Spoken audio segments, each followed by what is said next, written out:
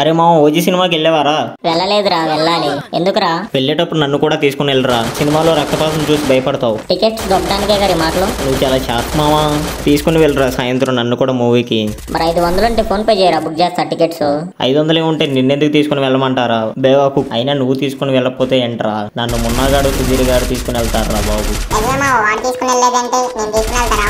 సరే వెళ్తే వెళ్ళారులేరా నాయన, ముందు గేమ్ ఆడరా. నీ మాటలో పడి నేను గేమ్ ఎందుకు అంటారా నాయన? ఇప్పుడే ఒకటి కొట్టి మెడికిట్ వేసుకుంటున్నావు. మెడికిట్ వేసుకుంటే చెప్తారు అందరి పని. ఇప్పుడు చెప్పండి రా, వస్తాను ఆగు.